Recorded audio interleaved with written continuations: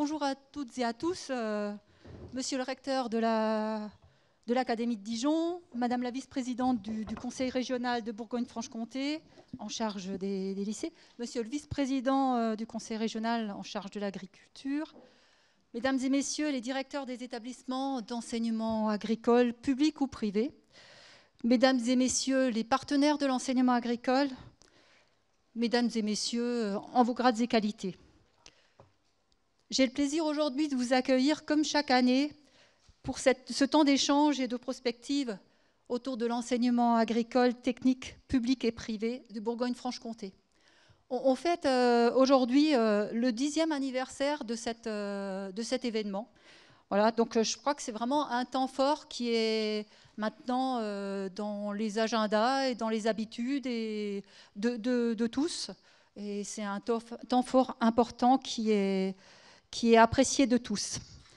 Et avant de rentrer dans le cœur du sujet, je souhaite tout particulièrement souligner l'investissement des personnels de l'établissement d'Availlé qui se sont mobilisés pour nous accueillir aujourd'hui. Vous avez pu le constater ce matin.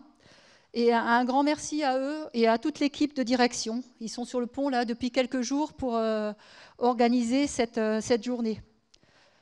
D'entrée de jeu, je voulais aussi remercier l'équipe du SRFD, puisque c'est un travail qui se construit, c'est une journée qui se prépare en équipe, et toute l'équipe prépare cet événement depuis plusieurs mois, tout particulièrement sous la houlette de Cyril Bon, donc merci à vous tous. Et comme l'a expliqué Franck, Marie-Catherine a un imprévu et donc ne peut pas être parmi nous cet après-midi. Enfin, c'est aussi l'occasion de souhaiter la bienvenue à toutes les personnes qui sont présentes dans la salle et qui viennent de prendre leur poste dans l'enseignement agricole en Bourgogne-Franche-Comté pour cette rentrée. Donc, bienvenue à vous tous qui découvrez la Bourgogne-Franche-Comté ou qui ne découvrez pas forcément la région, mais qui, en tout cas, découvrez de nouveaux établissements. Et merci à l'ensemble des partenaires qui étaient présents, qui sont présents depuis ce matin pour témoigner de leur expérience. Je suis convaincue que les échanges lors des ateliers de la matinée, je n'ai malheureusement pas pu y participer, mais certains d'entre vous me l'ont rapporté. Ces échanges ont été riches et contribueront à de nouveaux partenariats. Le ministre de l'Agriculture a souhaité inscrire la question de la transition agroécologique au rang des priorités 2023-2024 de l'enseignement agricole. En effet, consolider la souveraineté alimentaire de la France nécessite d'assurer un renouvellement considérable des générations d'actifs en agriculture, mais sur l'ensemble des métiers para-agricoles, si je peux dire ainsi, en les préparant aux transitions agroécologiques et climatiques. L'agriculture et le système alimentaire font face à un ensemble de défis économiques, environnementaux et sociaux qui sont interconnectés.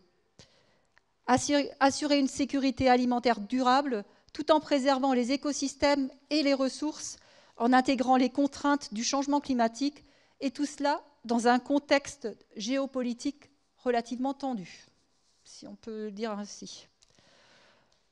L'ampleur et l'urgence de ces défis nécessitent une amplification et une généralisation des transitions. L'agroécologie est aujourd'hui une transition dont la nécessité est largement partagée et qui est renforcée par le caractère inéluctable du changement climatique. La nécessité de revoir les systèmes de production ainsi que les chaînes d'approvisionnement associées à l'évolution des modes de consommation forment un enjeu collectif. La question majeure n'est plus la nécessité de reconnaître l'enjeu, mais la façon d'y répondre et la nature des chemins à emprunter pour y parvenir. Et l'éducation, vous le savez tous, est identifiée comme un moteur majeur pour accompagner la mise en œuvre de ces transitions, avec en miroir le rôle des transitions pédagogiques. Il s'agit non seulement d'enseigner d'autres savoirs, d'autres pratiques, d'autres manières de raisonner, mais aussi d'enseigner autrement, en repensant les stratégies et les méthodes d'enseignement et d'apprentissage, et en développant des dynamiques collectives et mobilisatrices de formation au sein des établissements. Et face à ce challenge, l'engagement de l'enseignement agricole est un pilier en matière d'agroécologie. Accompagner les transitions dans les secteurs de l'agriculture, de l'aménagement, de l'agroalimentaire et des services est au premier plan du rôle attendu de l'enseignement agricole. On arrive à la fin du second plan « Enseigner à produire autrement », qui est intitulé « Enseigner les transitions et l'agroécologie ». Et c'est dans ce cadre que cette conférence d'aujourd'hui, de rentrée 2023 de l'enseignement agricole dans notre région, vise à formaliser et à valoriser les expériences collectives de formation aux transitions et à l'agroécologie. Expériences qui ont pris vie dans les établissements durant ces dernières années. Et il s'agit maintenant de les mutualiser au sein de la communauté éducative et de renforcer la professionnalité des porteurs de ces dynamiques collectives de formation.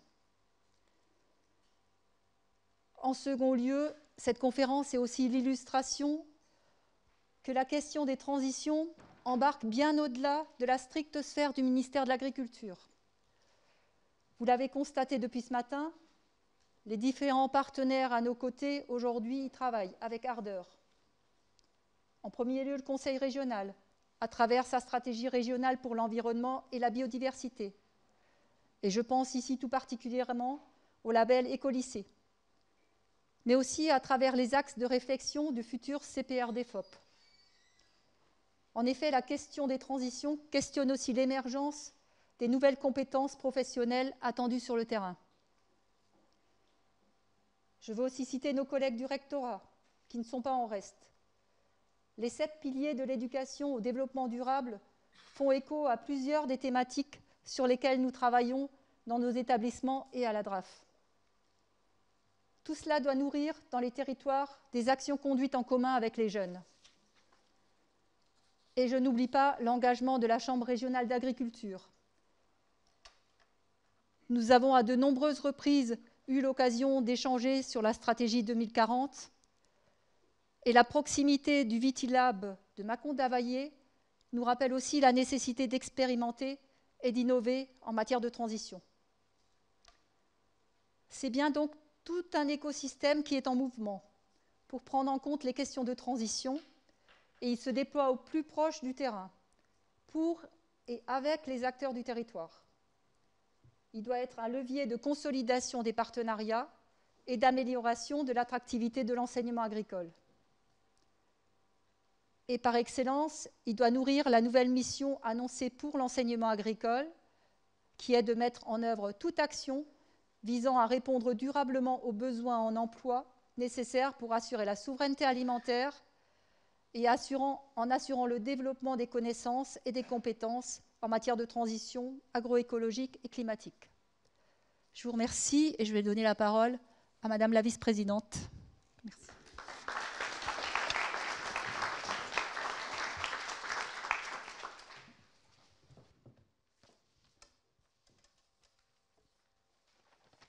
Bien, mesdames et messieurs, monsieur le recteur, je voudrais saluer également mon collègue vice-président en charge de l'agriculture, Christian Morel. Je voudrais vous saluer, bien sûr, madame la directrice de la DRAF, ainsi que vos équipes, monsieur Lachaise.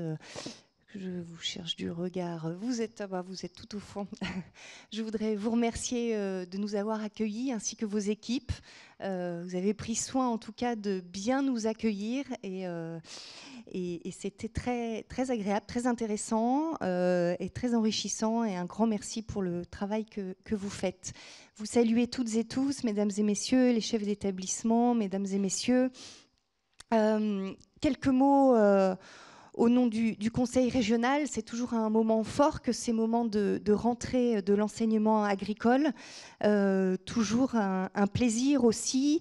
Et je ne vous le cache pas, dans la période, en tout cas je le ressens comme tel, il y a quand même un peu voire beaucoup de sensations de gravité, de responsabilité, où les enjeux sont quand même considérables, et je pèse mes mots.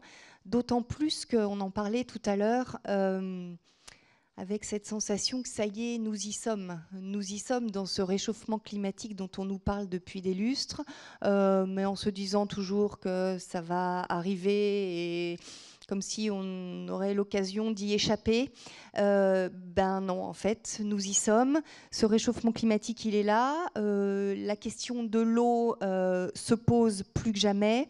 Et effectivement, ça nous impose d'être responsables, concentrés et de travailler en synergie et en bonne coopération. Vraiment, je le dis là aussi, avec beaucoup de responsabilité et avec beaucoup de volontarisme aussi, parce que je pense que sur nos territoires et a fortiori sur notre région Bourgogne-Franche-Comté, on a besoin de travailler ensemble avec évidemment les autorités académiques, avec vous, la direction régionale de l'agriculture, avec vous qui êtes en responsabilité aussi dans vos établissements, avec les jeunes, on parlait d'écolycées tout à l'heure, évidemment, ça fait partie de ces actions aussi inspirantes, mais qui fédèrent et qui embarquent aussi toute une communauté dans les territoires pour appliquer, pour créer, pour générer aussi des actions éminemment importantes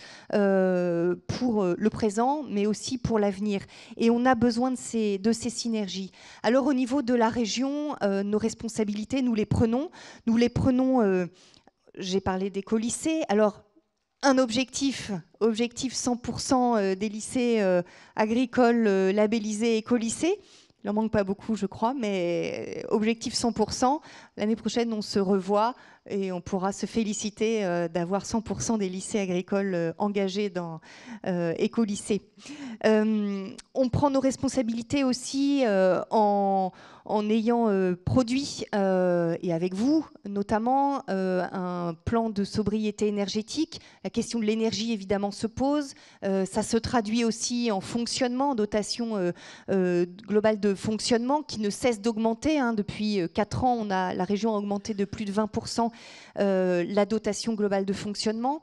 En moyenne, évidemment, mais on est présent. Alors, c'est pas un puissant fond non plus. Ça impose aussi, effectivement, de penser notre patrimoine différemment. C'est ce que nous faisons.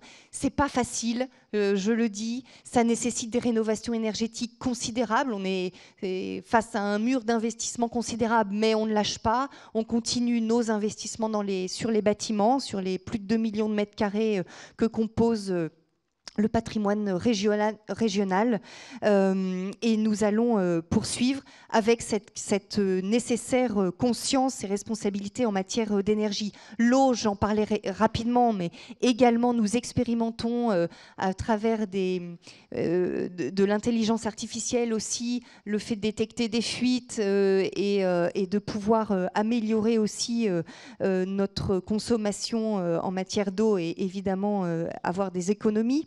Nous poursuivons également le développement des circuits courts dans les territoires avec tout ce qu'on fait sur l'alimentation. On ne lâche pas aussi cette volonté d'avoir une qualité de l'alimentation pour les jeunes, pour les élèves et pour nous toutes et tous évidemment dans les territoires en favorisant les circuits courts avec les producteurs locaux. Et je sais que les lycées agricoles sont pleinement engagés aussi sur cet enjeu-là.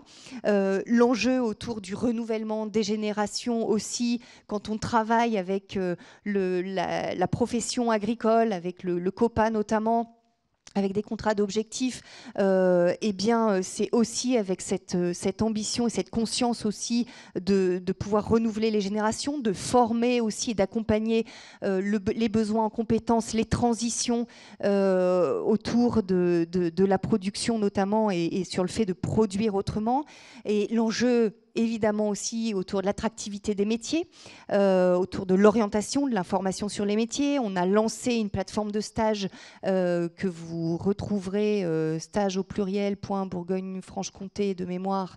Vous retrouverez le lien, mais cette plateforme qui permet de mettre en lien des demandes de stage avec des offres de stage dans nos territoires.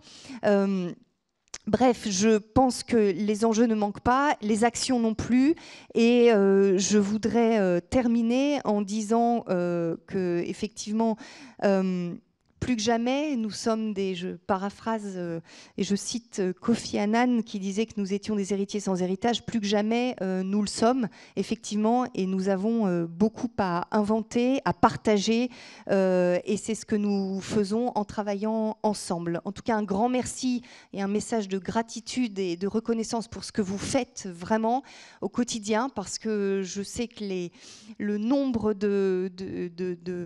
d'actions, de préconisations demandées par la région, par le gouvernement, par les différentes instances retombe souvent sur vous, et vous êtes à la hauteur en tout cas des enjeux, et nous savons que nous pouvons compter sur nous. J'espère que vous savez que vous pouvez compter sur la région. Un grand merci.